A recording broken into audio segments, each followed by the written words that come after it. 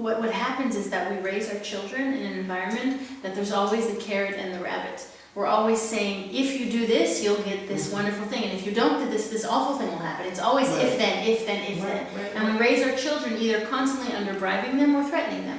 And there's no communication that says, please give me a cup of water, or listen to me, so what are you going to do about it? Will I get in trouble? Will I get something for it? We're teaching our kids that anything they have to do is part of a barter system. That there's either a prize or a punishment, and otherwise I'm not listening to you.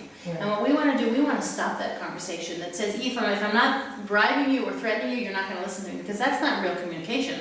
That's bribes and threats. We want to communicate with our children, and we want to teach our children to communicate with themselves. And the communication with themselves can't happen if all the time someone's there giving me a gold sticker. Good girl, good girl, good girl. Like, you'll start doing things saying, Mom, look, I put the pen in place. You know, they're not doing it because they want to do it. They're doing it because they're waiting for you to tell them, good for you. And what we want to teach them is to do internal motivation. Internal motivation means I love myself, I'm proud of myself, I've done the right thing, I enjoyed what I did, and not because someone's going to give me something for it.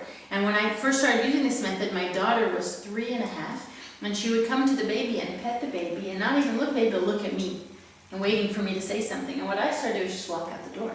Because I want you to pet your sister because you want to pet your sister. I want you to be kind to someone because it feels good inside, not because someone's going to tell you I'm proud of you. So when our kids come up to us and say, Mommy, how's my picture? Mommy, look what I did. Daddy, aren't you know? You ask them, are you proud of yourself? Did you enjoy whatever you did? Wonderful. And take yourself out of the equation.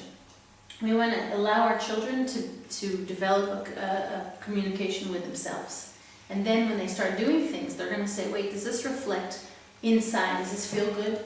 Do I feel the light inside of me, the godly light? Do I feel it shining? Do I feel it's, maybe I'm uncomfortable with it? Is this the right thing? Is this the wrong thing? And not always waiting for someone to praise them or criticize them.